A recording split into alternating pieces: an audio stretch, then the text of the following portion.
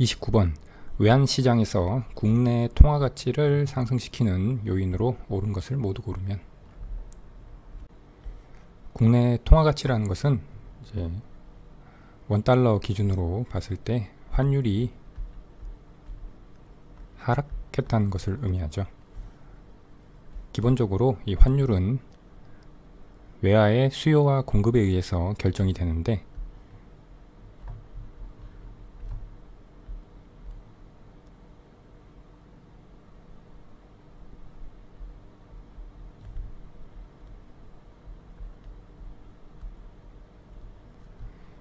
외화의 공급은 우상향하는 이러한 모습이 되고, 외화의 수요는 우하향하는 이러한 모습이 됩니다.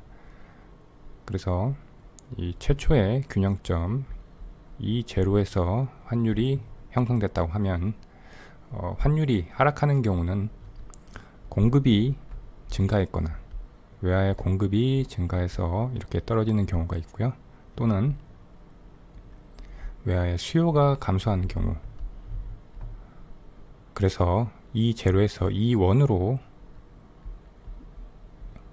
외화의 공급이 증가해서 하락하는 경우가 있고, 이 제로에서 이 투로 외화의 수요가 감소해서 환율이 하락하는 경우가 있겠습니다.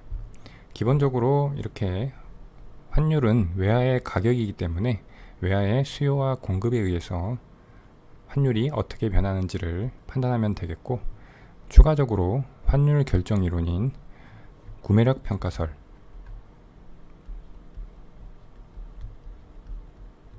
이것은 명목 환율이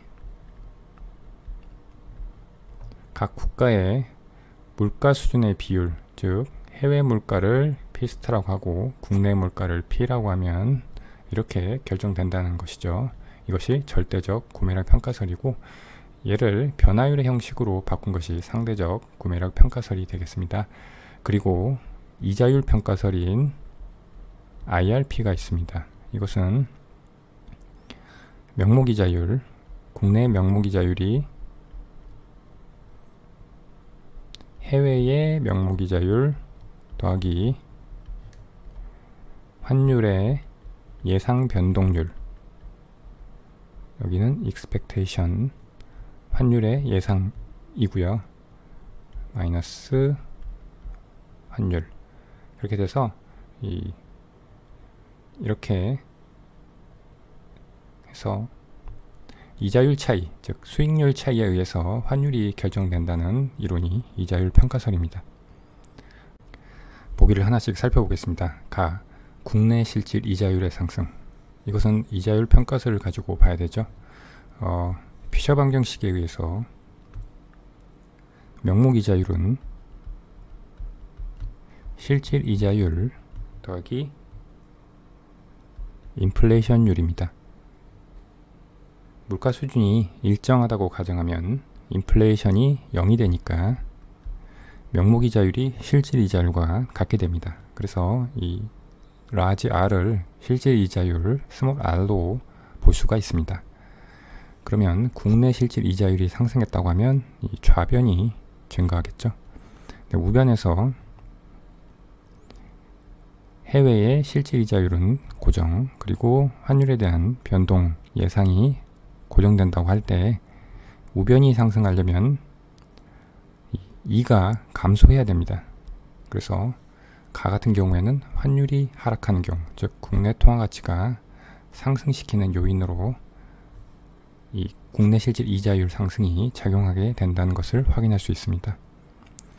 국내의 수익률이, 국내에 투자했을 때 수익률이 높다는 것은 자본이 국내로 유입된다는 것이고, 그러면 외화의 공급이 증가하게 되겠죠. 그렇게 해서 환율이 하락한다 라고 생각하셔도 되겠습니다. 그래서 가는 맞는 보기가 되고요. 나, 수입 수요의 증가. 이것은 수입이 증가한다는 거죠. 그러면 순수출이 감소한다는 것이고, 그러면 외화의 수요와 공급에서 외화의 수요가 증가한다는 것이죠. 왜냐하면 해외 재화를 수입하려면 달러가 필요한데 달러로 원화를 바꾸는 과정에서 외화에 대한 수요가 증가하게 되죠. 그래서 나 같은 경우에는 이 제로라는 점에서 외화의 수요 곡선이 우상방하게 되니까 환율은 상승하게 되죠. 그러면 국내 통화 가치가 상승이 아니라 하락하게 되니까 나는 틀린 보기가 되겠습니다. 다 외국 물가 대비 국내 물가 수준의 하락, 국내 물가 수준이 하락했다는 것이죠. 이것은 구매력 평가로 볼 수 있는데 국내 물가 수준이 외국 물가 대비해서 하락을 하면 명목 환율은 하락하게 되죠. 그래서 통화 가치가 상승하게 되는 것이니까 답은 맞는 보기가 되겠습니다. 그 다음 라, 우리나라 제품에 대한 외국의 무역장벽 강화.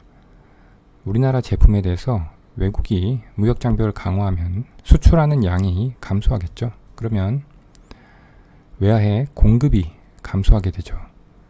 그렇게 돼서 이 제로라는 점에서 외화의 공급이 좌상방으로 이동하게 되고 그러면 환율은 상승하게 되죠. 즉 국내 통화 가치는 하락하게 되니까 라는 틀린 보기가 되겠습니다.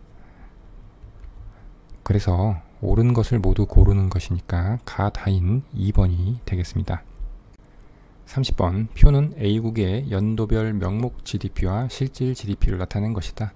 다음 설명 중 옳지 않은 것은? 이 보기들을 보니까 GDP 디플레이터가 나와 있죠. 그리고 나머지는 주어져 있는 명목 GDP와 실질 GDP의 성장률에 대한 이야기가 나와 있습니다.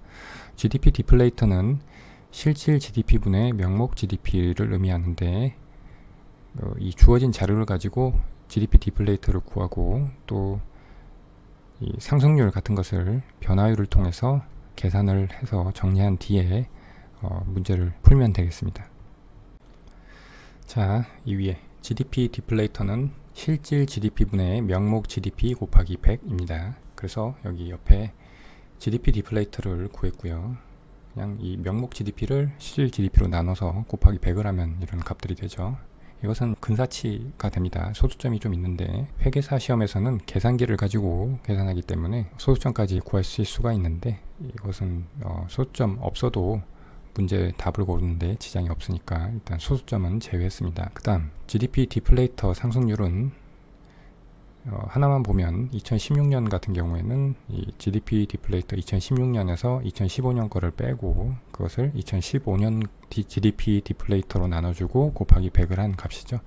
그래서 이렇게 2.1%부터 쭉 1.9%까지 2016년부터 2019년까지 GDP 디플레이터 상승률을 구했습니다.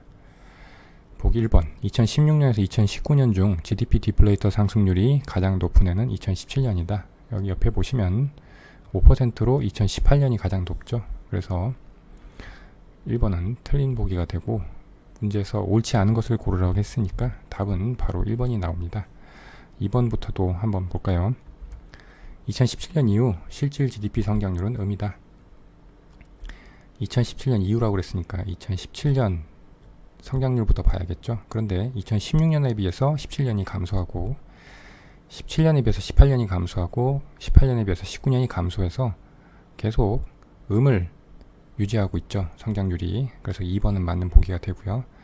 3번 2016년 이후 명목 GDP 성장률은 양이다. 16년 이후니까 16년부터 봐야겠죠. 15년 대비 증가했고 계속 증가하고 있죠. 그래서 맞는 보기가 되고요. 4번 2017년 GDP 디플레이터는 기준연도와 같다. 기준연도와 같을 때는 실질 GDP와 명목 GDP가 같게 되겠죠. 그래서 17년을 보면 같아서 GDP 디플레이터도 100으로 나오죠. 4번은 맞는 보기고요. 5번 2015년 이후 GDP 디플레이터는 지속적으로 상승하고 있다. 95부터 쭉 계속 상승하고 있죠. 상승률을 봐도 맞다는 것을 알 수가 있습니다.